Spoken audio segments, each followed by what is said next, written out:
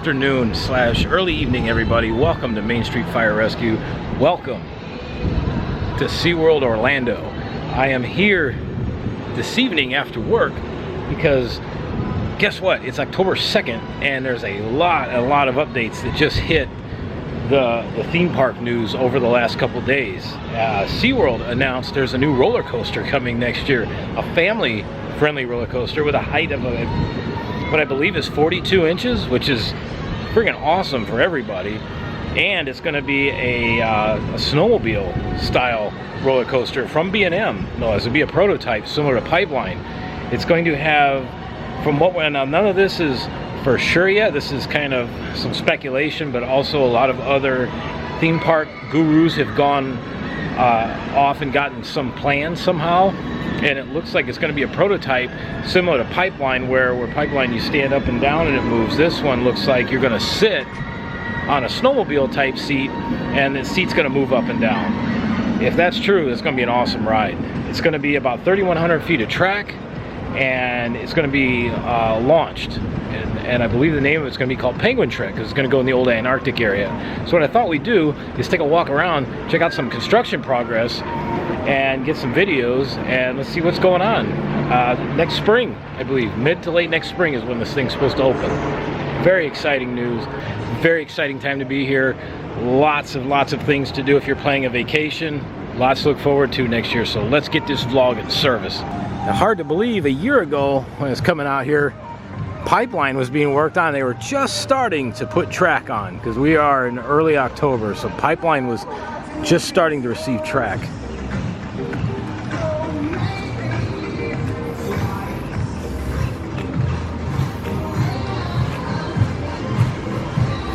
And it's amazing too, because it literally goes right past the entrance here. And hopefully maybe Sky Tower's open and we can get up there.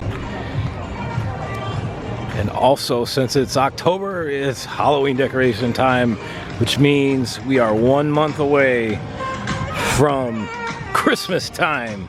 Oh, it's my favorite time at all the theme parks. I like Halloween, but Christmas is my all-time favorite.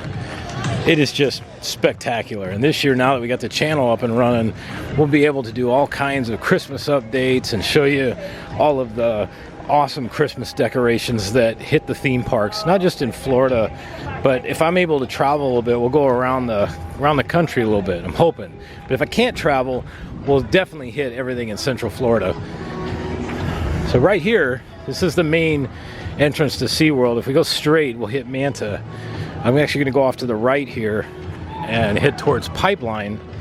And then I've got to get over to where the new Project Penguin, or no, I'm sorry, that was the surf coaster. Project Toboggan is the penguin coaster.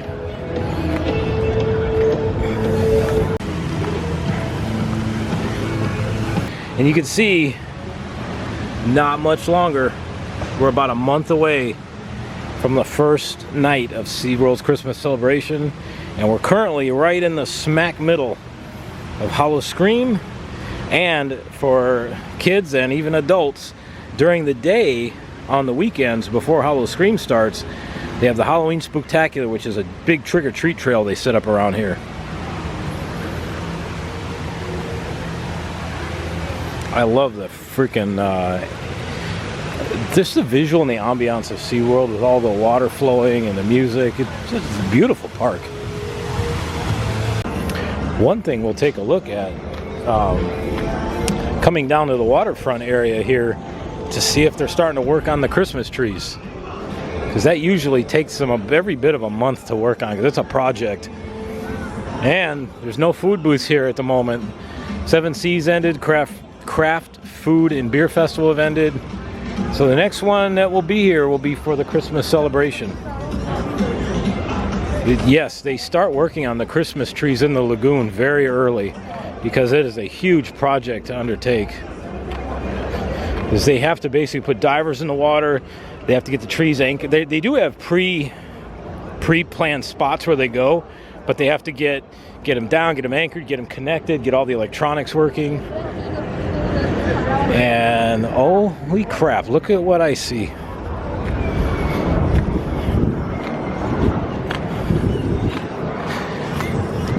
It's Christmas!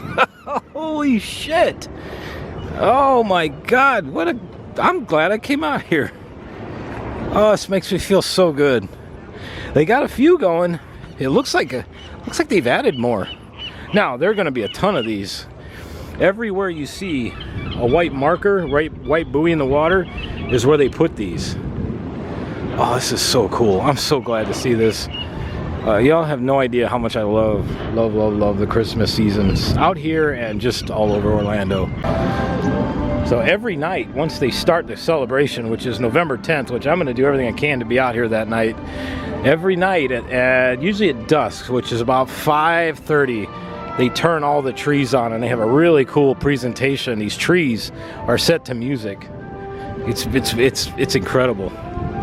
Oh yeah, and they actually have the trees set up over there on the stage. We'll walk over there. I know we came out here to do the penguin trek, but I wasn't expecting to see trees up just yet. This is awesome.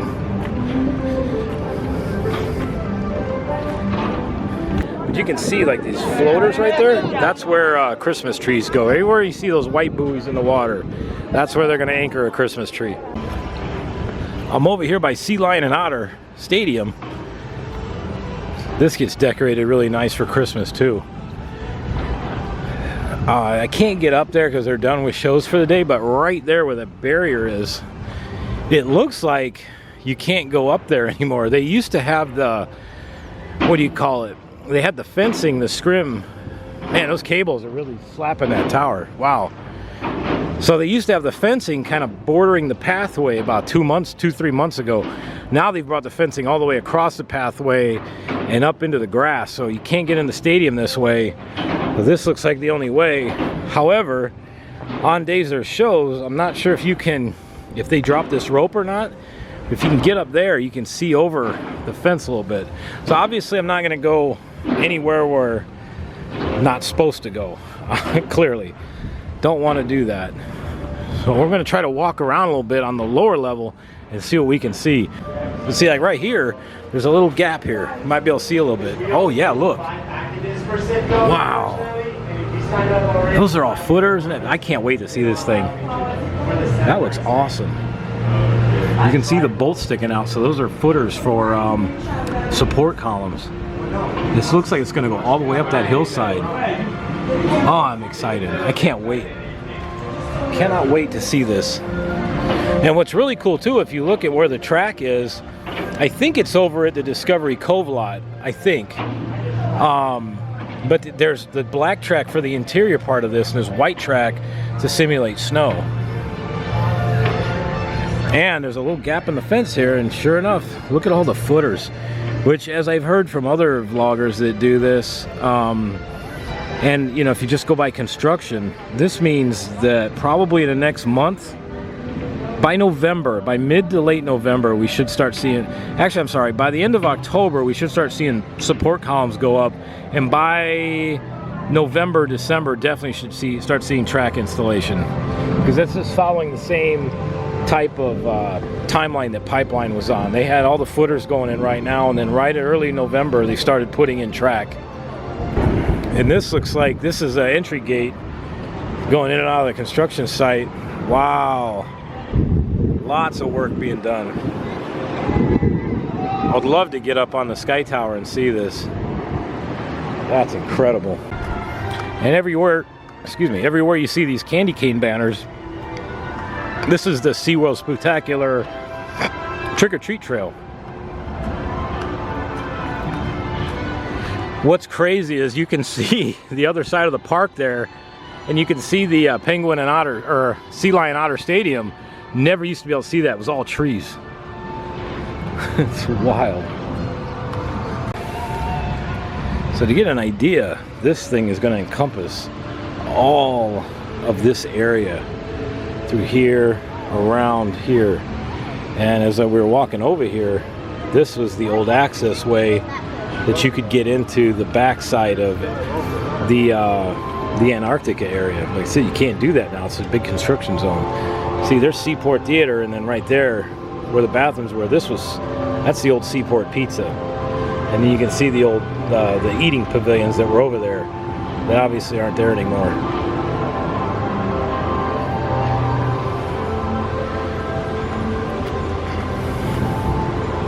This is a gigantic construction build. This thing is huge. I mean, I thought the area that Pipeline went on was big. This is pretty good size.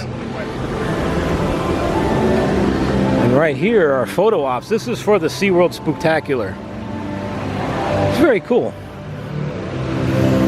Also, I need to let you know that if you do decide to do this, the SeaWorld Spooktacular, that is included with your ticket, with your admission. It's not like some of the other events like at Disney and Universal where it's extra. This is all part of your visit. The only one that's a separate ticket is Hollow Scream. That one you have to have an extra ticket for. This all looks awesome, man. SeaWorld has really stepped it up. They really have. Even though umbrellas are look like candy corns now. And this area here, this is Antarctica. This was a new addition in 2013. And this replaced one of the older habitats that was here. This whole thing was a giant expansion. And it was very popular when it opened, especially the ride. The ride, when they built it, this was the original Empire of the Penguin ride. And when it opened, it was the world's first indoor trackless dark ride. And I will tell you, the amount of the wait time that used to queue up for this would get into like the 2 and 3 plus hours. People came from everywhere to experience this because it was the only one of its kind. This set the stage for newer rides like we see now, like not Guardians, but Rise of the Resistance, the Star Wars ride, the Runaway Railway. This kind of started all of that, because until this came about, none of that existed. Now, sadly, the company that made this particular version is not in business anymore. And partially what led to the closure of the ride was, again, nothing was good about what happened in 2020. Everything was just awful. So long shutdowns that happened here. SeaWorld was closed from March of 2020 all the way through. I think they opened in late June. Because most of the parks, yeah, SeaWorld and Universal opened in late June. By July, everything had reopened. But this ride was shut down for a better part of almost 4 months. And one thing about these trackless rides, or this one in particular, as it was one of the first, it had to be constantly working for it to recharge. Basically, it recharged every time it was docked. And it was meant to stay like that. It kept charging the batteries every time. It would move and it would redock. The batteries were constantly charging on this thing.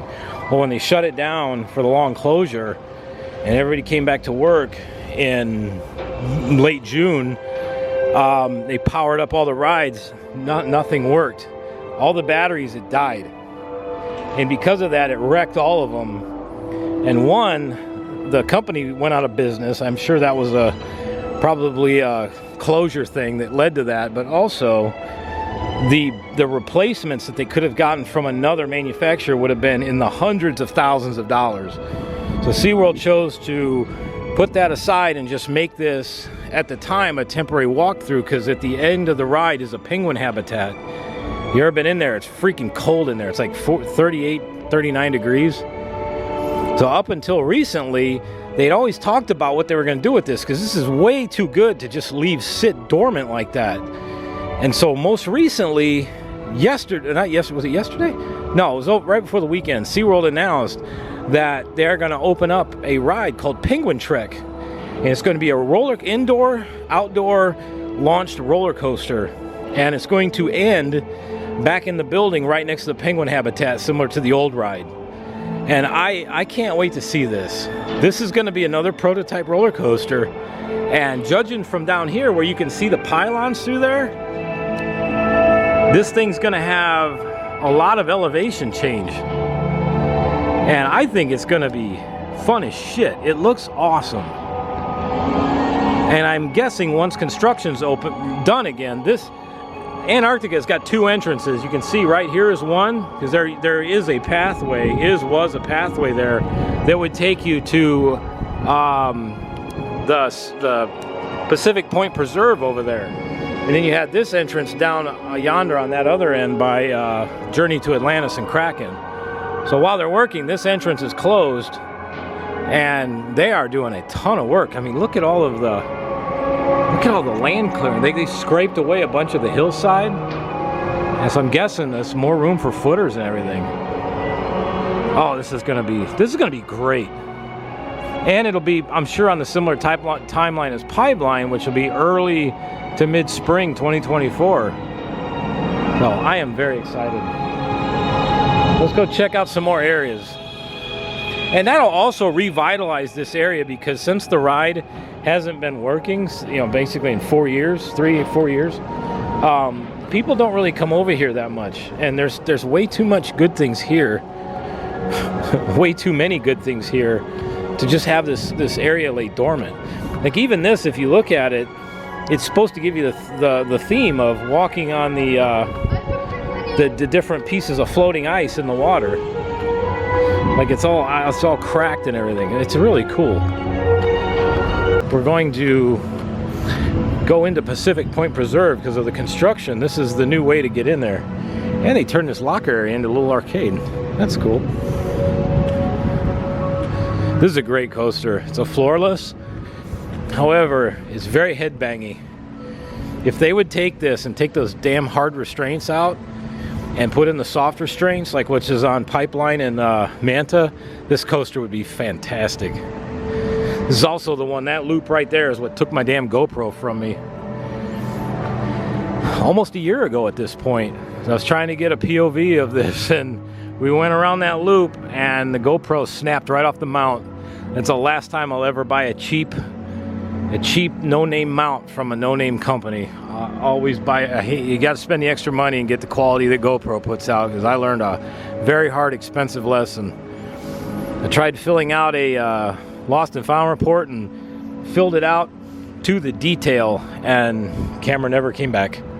The sad part was, while I was on the ride, when we got done and we went up this final brake run, I could see my GoPro laying on the grass right by that loop, and nobody ever took it back or brought it to Lost and Found. I never got it back. Somebody probably kept it.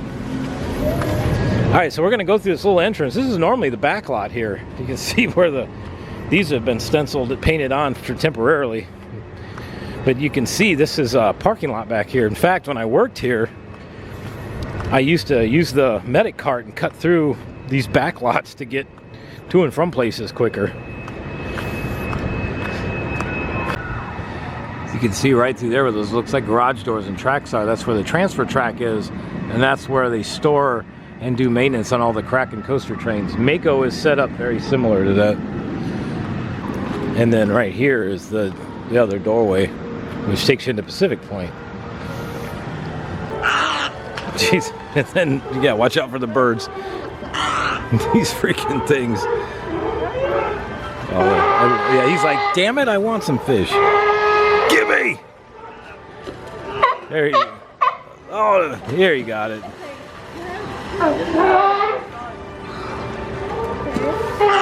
Jeez. That one right there reminds me of my cat, Little Chief, when I get his food out. He starts doing that. He's like, hey, damn it, I want some fish.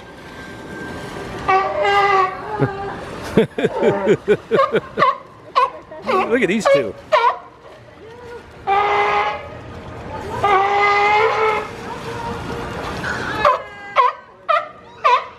Also, I believe if you're an annual pass holder, you can get a complimentary tray of fish. Crazy thing was, when I worked here as a medic, one of the most notorious calls we would get out to here is bird bites from people with the fish. It got to be so bad that they had to basically start fielding these calls. Like they would let people know that there's signs too that if you get bitten, don't worry, you know, and everything's fine. But yeah, they were apparently running medics out here like multiple 20 plus times a day for bird bites. My guess is once the coaster's finished, they'll take all these work walls down and you'll be able to access this pathway again. I'm guessing. We'll see how accurate I am. I do love Manta. I think in another week or so, I just noticed the GoPro 12 came out, so I may get that. And because I was gonna get a 9 or a 10, but now that the 12 is out, I may just get the 12, and then I need to go back and get a GoPro mount, might I add, not a cheap ass one, and get some GoPros for y'all on these rides.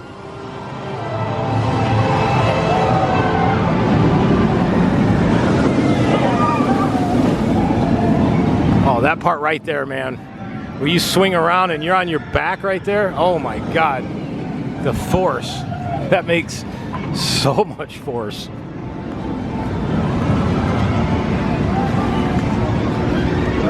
Manta is a fantastic coaster.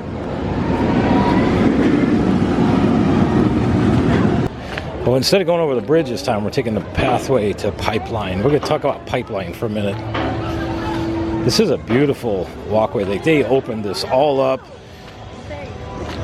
Long before Pipeline, this used to be, again, part of a festival pathway. This wasn't decorated through here per se. It was a real narrow walkway that you could take to get over here.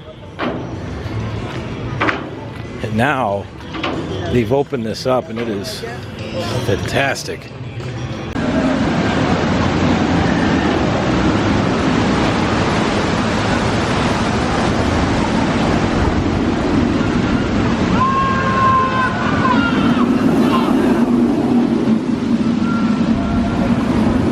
That guy up front was having the time of his life. The one thing about this, since it's a stand-up and the seats move up and down, every time you come over a hill, your feet fly up in the air. Like, you literally get true air time. And then if you're on that side of the coaster train, when you come down through here, it kicks these fountains up. And if you hold your hand out, you can run your hand through the fountains on that side. Pretty neat. Oh, dang it, I can't get over here. This is all hollow scream. Shit. Well, there went my plan. I can't get over to Bayside Stadium. Flark. One last thing. I'm gonna have to use the zoom lens, but we'll go over here and we'll take a look at the stage. They're actually putting Christmas trees together.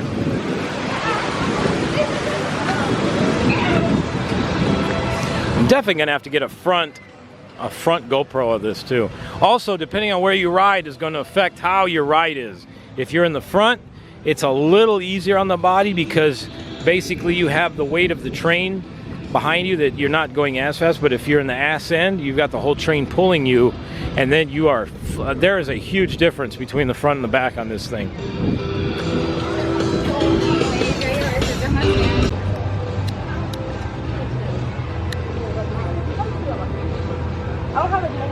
There's the trees. They can start to assemble them on that stage there where they have the Seven Seas Food Festival concerts and where they do Club Seaglow for the summer. And so now they're getting it ready for SeaWorld's Christmas. They got everything kind of staged out there. Then there's the crane that moves the trees once they're assembled onto, there's a boat that comes by and they put them on the boat and they take them out to their locations. So yeah, this is quite the project.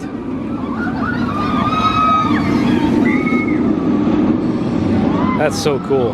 And once the trees are installed, the next thing they'll start, and they get all that cleared out, the next thing they'll do is they'll start prepping that area. That's where the ice rink goes for the SeaWorld Christmas ice skating show. If you've never seen that and you're going to be here during the Christmas season, I highly, highly, highly recommend you make time to see that. That show is one of the neatest shows I think I've ever seen when it comes to ice skating. The people that do this are incredibly talented. And the music they use and some of the pyrotechnics and the fountains behind everybody and just the way they have that stage set up, it's really wintry. And it's also cool to see an ice rink outdoors in Florida. It's something you don't see every day. I can remember when I worked here, standing up there on the concourse, the outer concourse of the stadium, and watching them build icebreaker and then watch them do the testing up there. I also met Dan from Midway Mayhem when he was up there filming all the testing runs and that. I tell you, of a lot of the people I've met that are YouTubers in the parks, he's definitely one of the nicest. Very, very fun to talk to. Really nice, down-to-earth guy. I talked to him for almost 2 hours. It was awesome. So give his channel a follow. He does really good work when it comes to theme park construction updates. And then up front here we got the decorations for the SeaWorld Spooktacular. Oh, and they even have the ceramic light up trees. Oh, I love the bigger sizes of those. These are really cool. You know how much this thing is? 30 bucks. Not bad. Perfect shirt. Candy. Steady yourself, Garfield. First you got to get a costume, then you got to get a sack to hold all that candy. Easy, boy. First you got to get up. You know what? I noticed something when I walked out of the front entrance here. How did I miss this coming in? Look, they've already started wrapping the palm trees with the Christmas lights.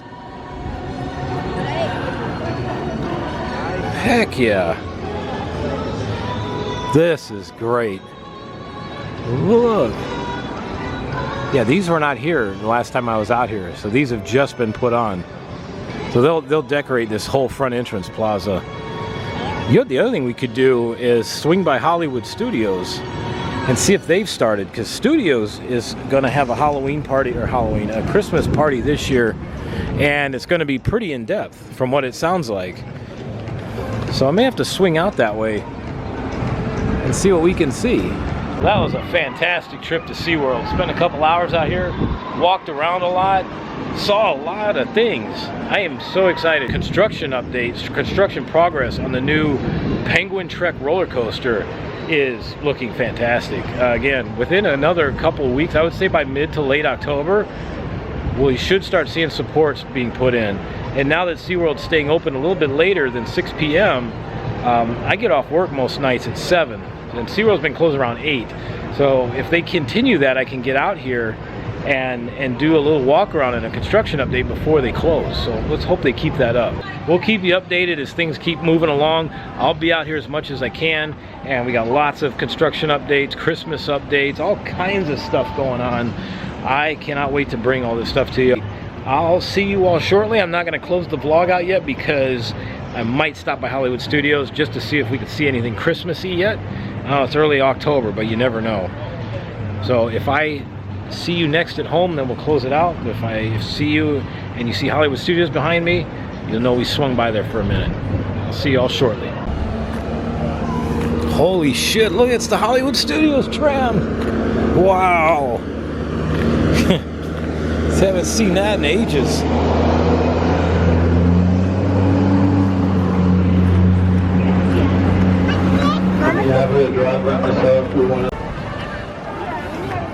I'm sure you can tell by the signage, I decided to take a quick swing out here and stop by Hollywood Studios and just let's take a quick look around.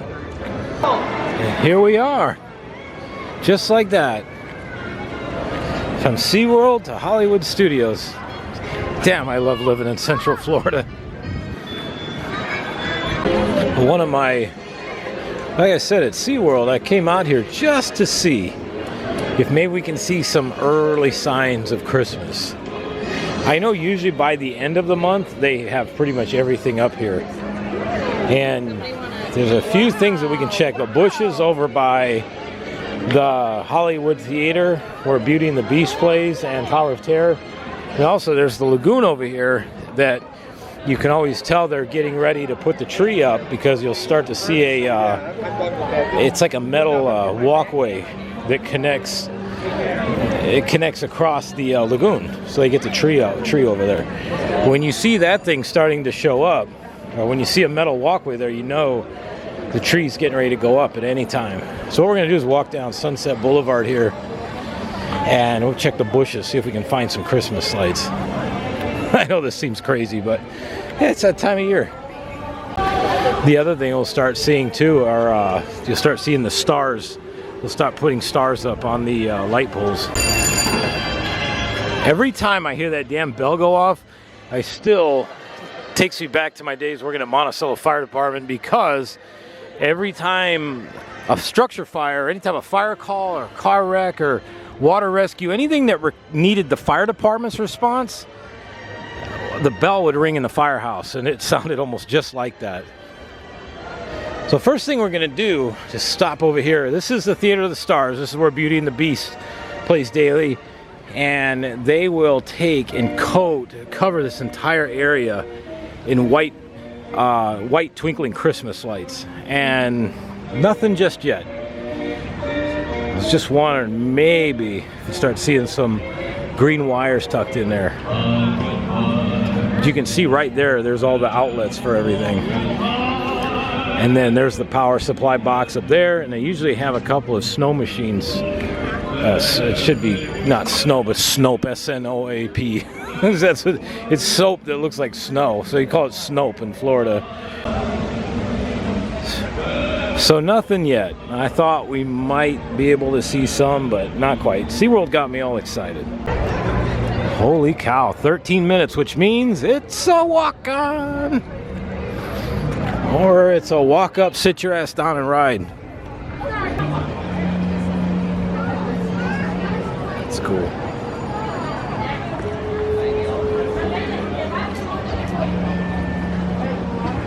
And what's neat is you can only see that at night. During the day, it's Hollywood Tower Hotel. While we're here, let's just check and see what Mickey and Minnie's Runaway Railway's waiting time is. 25 minutes, which I would be willing to bet is probably close to a walk-on. 25 minutes isn't bad. It's a good night to be at the theme parks. This main street when you walk into the studios is really neat during Christmas because they do the old school garland and lights across the street like Magic Kingdom used to do before Festival of Fantasy Parade came along. Perfect, ladies. But you'll know it's getting time to start stringing garland and lights across because you'll start seeing wires across the way. So again, nothing just yet. Got a little excited early. Well, that was a fun little stop at Hollywood Studios. Yeah, nah. Like I said, SeaWorld got me excited a little early. That's all right. It's always fun to stop out there. One thing I was thinking about when I was there, and I've watched a couple of vlogs on it, there are a couple challenges out there, and they're the theme park, Central Florida theme park challenges. There's a couple different ones. There's the 4-park Disney challenge. There is the 9-park challenge. There's the 10-park and then the 11-park and soon to be 12-park challenge, which when Epic Universe opens up, it'll be 12. The other two are Fun Spot. They have one in Orlando and Kissimmee. But the more notable one is the 9-park challenge. And that one is Busch Gardens, Legoland, SeaWorld, Universal Islands of Adventure, Disney's Animal Kingdom, Hollywood Studios Epcot, and Disney's Magic Kingdom. All in one day.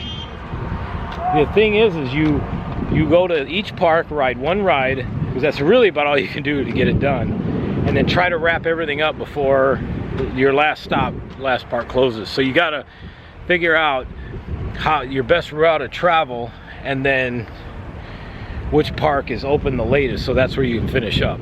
I really want to do this.